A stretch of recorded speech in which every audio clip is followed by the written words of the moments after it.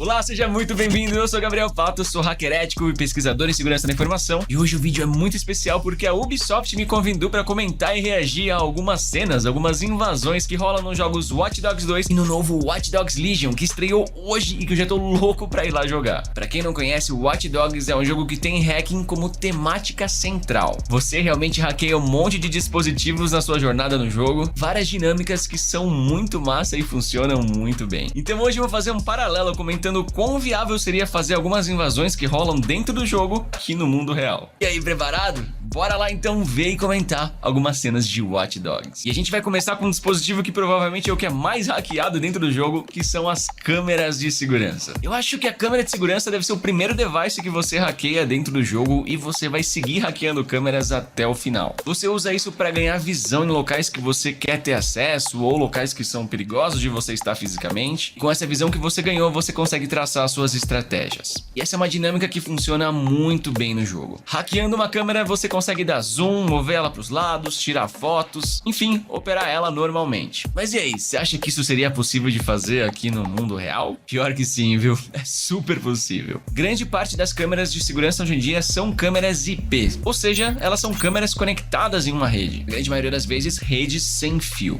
E tem tanta, mas tanta falha de segurança que já foi reportada em câmeras IPs. Aliás, em 2016 rolou um dos maiores ataques DDoS já registrados na história, que acabou derrubando vários serviços extremamente usados na internet. E esse ataque partiu de uma botnet, que é uma rede de dispositivos infectados operando aí em função do hacker, uma rede de dispositivos zumbis. E aí você imagina que são computadores de usuários aí que estavam navegando e acabaram se infectando com vírus, mas não. Essa botnet na verdade era composta por 100 mil câmeras IPs infectadas. Você acha que é muita coisa? Pois no ano seguinte, em 2017, uma nova botnet foi descoberta, dessa vez com mais de 120 mil câmeras IPs infectadas fazendo parte dessa botnet também. Todas essas câmeras agindo como zumbis para o hacker que invadiu elas. E para invadir essas câmeras, o invasor usou de diferentes vulnerabilidades conhecidas em câmeras IPs e somando as diferentes vulnerabilidades que ele explorou, ele conseguia invadir mais de 1000 modelos diferentes de câmeras IPs para você ver como tinha produto vulnerável no mercado. Então, voltando ao caso do Watch Dogs, se uma câmera IP está exposta para a internet, está acessível via internet e é um modelo vulnerável com vulnerabilidades conhecidas,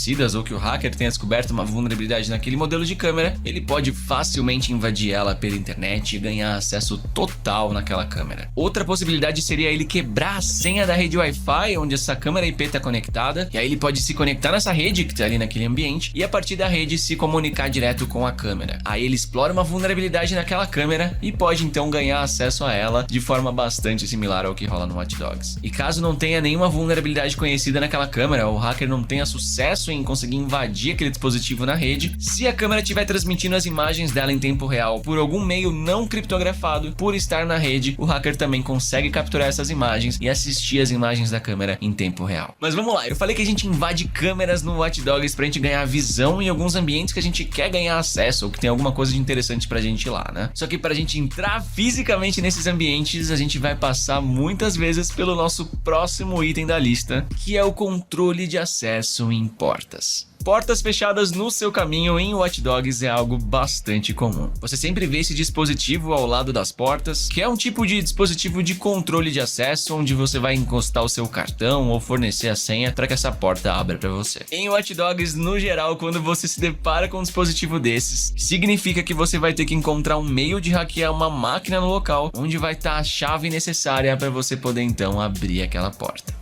E na vida real, hein? Existem vários, mas vários mesmos sistemas com esse propósito, sistemas de controle de acesso, e tem sistemas que funcionam das formas mais diversas possível, são realmente várias opções diferentes. E sim, vários desses sistemas são hackeáveis. Então existem várias formas de hackear um dispositivo de controle de acesso e abrir a porta no mundo real também. Aqui a gente está entrando num campo chamado de RFID, que é uma sigla para identificação por radiofrequência. E alguns mecanismos são extremamente extremamente simples. Essa tag aqui, ó, que parece um chaveirinho mesmo, é um exemplo disso. Ela atua como se estivesse sempre gritando o seu número de identificação por aí. E aí, quando eu aproximo ela do leitor, ele vai simplesmente ouvir esse número de identificação e ver se ele tá numa lista de IDs que são permitidos. Se for um ID que era esperado, ele abre a porta numa boa. Agora, usando um dispositivo como esse aqui, eu posso facilmente passar do lado de alguém que tenha um chaveiro desse no bolso, passar perto rapidinho e pronto, eu já vou ter copiado as informações que eu preciso para abrir a porta. Depois é só eu chegar perto do controle de acesso da porta e fazer o replay, ou seja, transmitir as informações que eu capturei, que ele vai abrir a porta como se fosse a tag original. Outra possibilidade é o uso da força bruta, ficar tentando todas as combinações possíveis de IDs até ver se a gente cai num número que seja o esperado pela porta. Só que é um procedimento que pode levar um bom tempo e alguém te vê lá grudado num dispositivo de controle de acesso esperando para ver se a porta abre, realmente é algo que levanta bastante suspeitas, né? Claro que esse mecanismo que eu falei é realmente muito simples e que existem soluções bem mais complexas no mercado, e aí a gente teria que ver individualmente uma por uma pra gente debater os pontos fortes e fracos e ver o que já existe de pesquisas de vulnerabilidades nelas. Agora, já que a gente tá falando de hackear sistemas que controlam portas, eu preciso fazer uma menção honrosa a uma pesquisa de 2012 muito épica. Em 2012, o hacker Cody Brochus divulgou uma pesquisa animal. Ele montou um dispositivo de super baixo custo usando o Arduino, que era capaz de abrir em segundos a fechadura mais popular usada em quartos de hotel.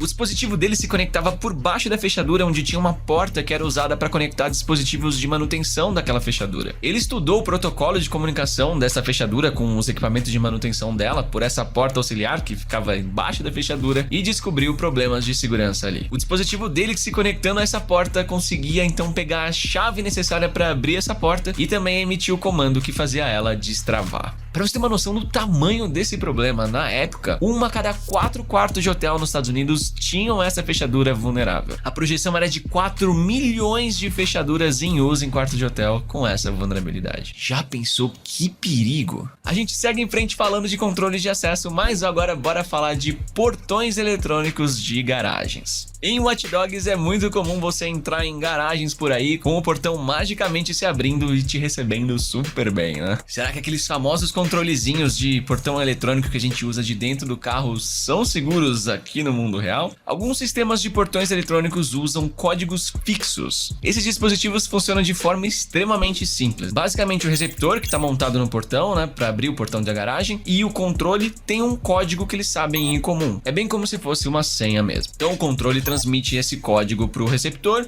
e se for o que ele está esperando, ele abre o portão da garagem sem mistérios, sem grandes protocolos, bem simples mesmo. E geralmente esses códigos têm por volta de 12 bits. E um dispositivo que teste todas as combinações possíveis leva em torno de 5 minutos para acertar a chave daquele portão e fazer o portão se abrir. Mas o hacker e pesquisador Sammy Kankar, que por sinal é um cara que eu sou muito fã, ele tem pesquisas muito massa, ele desenvolveu uma técnica que ele consegue testar códigos muito mais rápido e com isso reduzir esses 5 minutos para meros pouquíssimos segundos. E o mais da hora é que ele implementou esse programa dele que testa todas as combinações possíveis de forma super rápida nesse brinquedinho de criança aqui. Eu sei que isso parece trollagem, parece piada, mas esse brinquedinho é amado por vários hackers por conta do chip que ele tem dentro dele. Então a comunidade fez a engenharia reversa do hardware e do software desse brinquedinho e começaram a criar programas que rodam nele. E o Sammy usou esse brinquedinho para rodar o programa dele, então. Quem diria que esse brinquedinho rosa com cara de inofensivo seria capaz de abrir portões de garagem em segundos? É muito doido isso, né?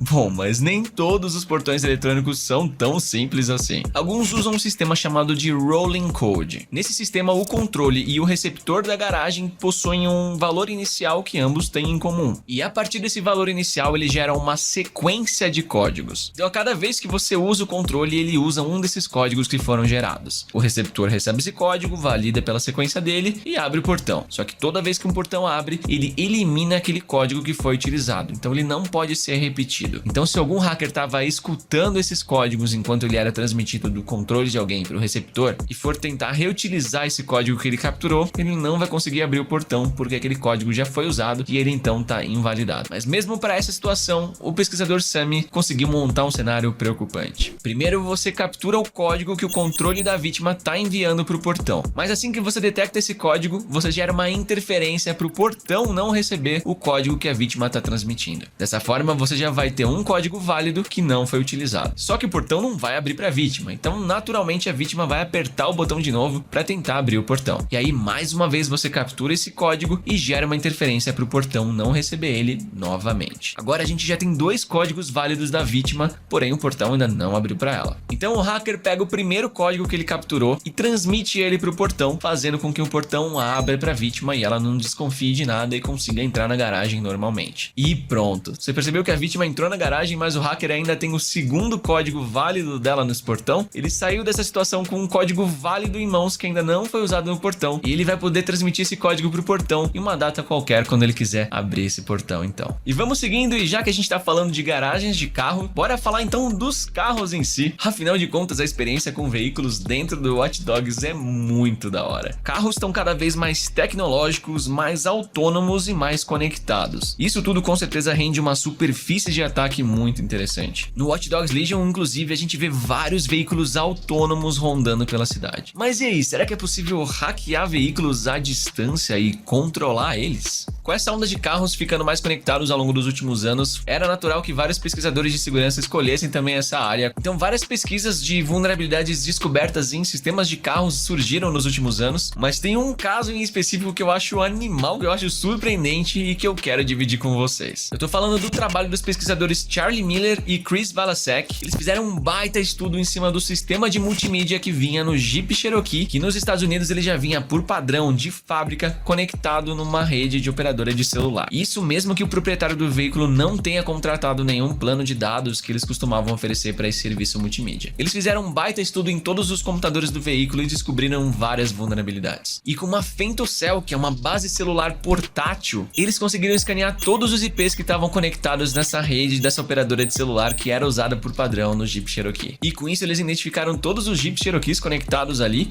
e podiam interagir diretamente à distância com o sistema multimídia de cada veículo. Como eles já sabiam de vulnerabilidades que eles descobriram analisando o próprio veículo deles, agora com essa conexão a essa rede de celular, eles podiam explorar essas falhas em qualquer outro veículo que usava aquele mesmo sistema de entretenimento. Tudo à distância, de forma extremamente discreta. E embora eles pudessem explorar falhas em todos os veículos conectados numa tacada só, caso eles quisessem escolher um veículo em especial, por exemplo, um que tá ali na frente deles, quer invadir aquele carro agora, eles podiam fazer uma varredura por todos os IPs que eles viram conectados e fazer uma consulta ao GPS de cada um deles para ver qual era o carro que estava ali na coordenada mais próxima deles. Beleza, mas a gente tá falando de invadir o sistema de entretenimento do veículo. Hackeando ele, o hacker podia mexer no GPS, podia mudar a música e aumentar o volume, dar um baita susto no motorista, mexer no ar-condicionado, deixar tudo muito frio, mas para por aí, né? Eu acho que você também imagina que o sistema de entretenimento não tem conexão direta com o computador principal do veículo, que esse sim poderia controlar coisas como o motor, né? Pois é, em teoria não era para existir nenhum jeito desses dois componentes conversarem, só que isso ficou só na teoria mesmo. De fato, os pesquisadores viram que esses dois sistemas não conversam diretamente, porém existia um componente que o sistema de multimídia conseguia se comunicar, e esse componente sim conseguia falar com o sistema central do veículo. E eles conseguiram hackear esse tal componente. Eles descobriram que eles conseguiam emitir um update de firmware para esse componente, e esse update não era verificado para ver se era autêntico da montadora. Então eles conseguiram montar um firmware infectado, e atualizando esse componente com o firmware infectado deles, eles passaram então a conseguir enviar comandos para o computador central do veículo, isso vindo do sistema de entretenimento. Ou seja, a partir desse momento, os hackers conseguiram ter controle sobre os freios do carro, o motor, as travas das portas, os faróis e até ligar o limpador de para-brisa e jogar água no vidro. E eles podiam fazer isso à distância, por internet, em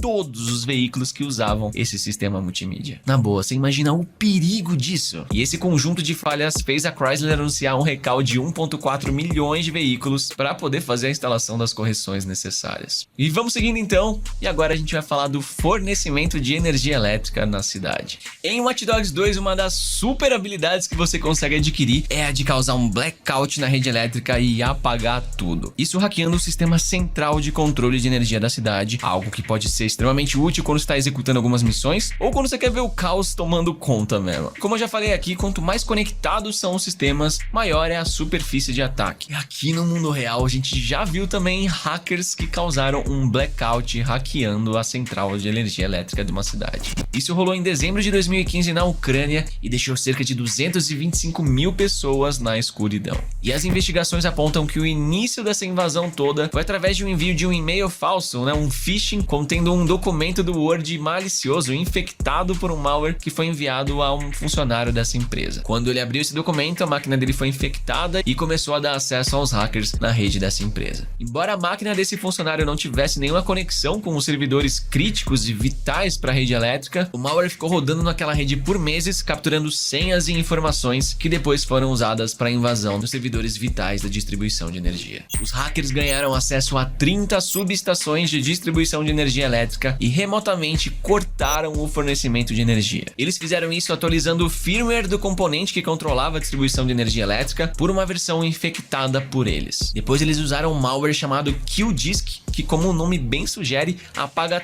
todo o disco rígido, inclusive corrompendo o sistema operacional. E eles usaram esse malware tanto em servidores da rede elétrica quanto em computadores e estações de trabalho dos funcionários. Então diversos operadores ficaram sem ter uma máquina operando para trabalhar e o religamento à distância ficou impossível. Então todas essas estações que foram hackeadas e devastadas digitalmente tiveram que ser religadas manualmente, com visitas presenciais dos técnicos a cada uma delas. Mas olha só, o caos não parou por aqui. Enquanto tudo isso rolava, eles fizeram um ataque de negação de serviço via telefone do call center dessa empresa de energia. Começou a rolar uma chuva de ligações automatizadas, ligações falsas, que ocuparam todas as linhas do call center da empresa, fazendo com que nenhum cliente conseguisse se comunicar para pedir informações ou dar updates sobre o apagão que estava rolando. Eles realmente criaram um baita de um caos. O apagão durou entre 1 e 6 horas, dependendo da região, mas relatórios indicam que mesmo meses depois desse incidente, alguns servidores e algumas funcionalidades de controle deles ainda não tinham sido restabelecidos depois desse ataque impiedoso que mudou firmwares e apagou discos rígidos inteiros. Eu aposto que a DedSec ficaria com inveja de um plano tão impactante e tão engenhoso quanto foi o dessa invasão.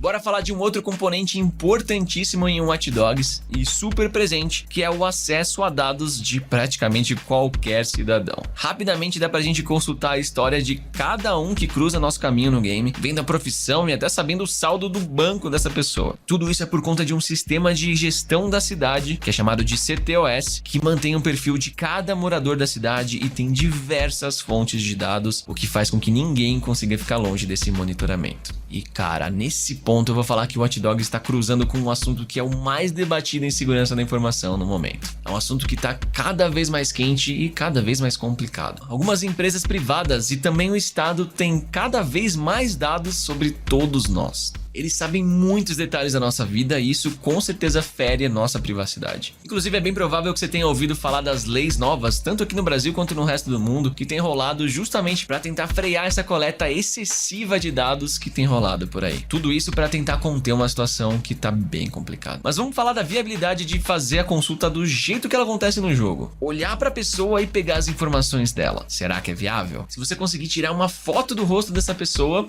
pode ser que sim. Esse ano rolou uma treta gigantesca com uma startup lá de Nova York que catalogou mais de 3 bilhões de perfis abertos pela internet, criando uma base gigantesca e processando as fotos de cada um deles. E o serviço que eles oferecem é um aplicativo que você tira a foto da pessoa e só com o rosto dessa pessoa eles localizam os perfis dela na internet e compilam todos os dados que eles conseguiram localizar sobre esse indivíduo. Originalmente eles diziam que o serviço deles era para uso das forças policiais, porém já rolou na imprensa aí alguns documentos que provavam o contrário, dizendo que algumas empresas privadas já eram clientes deles também. Inclusive estavam dizendo que na onda de protestos que rolou nos Estados Unidos, podia ser que estivessem usando esse aplicativo para identificar quem eram as pessoas que estavam indo neles. Bom, e por mais que nas redes sociais e nos dados abertos da internet você possa não ter ali toda a vida financeira dessa pessoa e o saldo dela no banco, existem vários serviços de consulta que você conseguiria obter dados muito próximos disso, que são serviços de consulta oferecidos para as empresas com o objetivo de proteção ao crédito. Se a gente gente for falar então do uso de bases de dados governamentais junto com esse serviço de reconhecimento facial, meu amigo, a gente tem um problemaço de privacidade aqui. O potencial disso é realmente assustador. Então, na prática, sim, juntando reconhecimento facial, uma base de dados gigantesca de perfis e consultas a serviços de proteção de créditos ou a bases governamentais, esse recurso assustador do Watch Dogs tem muito potencial de acontecer na vida real. Não é à toa que tá todo mundo assustado com esse assunto. Aliás, em janeiro desse ano, o Facebook foi multado em 550 milhões de dólares por conta daquele recurso de reconhecimento facial das fotos, de ficar marcando automaticamente o rosto das pessoas que estão numa foto, que é um recurso proibido em alguns estados. E essa multa ao Facebook é mais um exemplo de que a gente tá agora realmente correndo contra o tempo, tentando frear com leis uma tecnologia que já tá criada e já tá disponível. E é muito louco isso porque o Watch Dogs acaba mostrando pra gente, pelo CTOS, justamente como seria se a gente perdesse essa luta para frear a coleta massiva de dados e essa invasão gigantesca à nossa privacidade. Como dá pra ver no jogo, o resultado é assustador. É muito legal ver todas essas invasões rolando no Watch Dogs, principalmente quando a gente percebe que muitas das invasões que acontecem no jogo são bem similares a falhas que já aconteceram ou acontecem aqui no mundo real, né? É claro que dentro do jogo, por conta da dinâmica de jogo, as invasões sempre dão certo, elas acontecem de forma bem rápida, e já no mundo real não é sempre assim, cada dispositivo tem suas particularidades, cada rede tem suas particularidades, sempre tem um baita tempo de pesquisa para entender cada ambiente antes da gente partir para exploração. A gente depende de um número bem maior de fatores e a taxa de sucesso de cada invasão vai variar bastante. E o mais massa do Watch Dogs é que além de ser um baita de um jogaço, onde você pode vivenciar essa experiência de ser um hacker hackeando tudo quanto é dispositivo que você vê pela frente, o Watch Dogs no fundo ainda te deixa pensando, será que o jogo tá retratando um futuro distante e distópico ou ele tá retratando um futuro próximo e realista?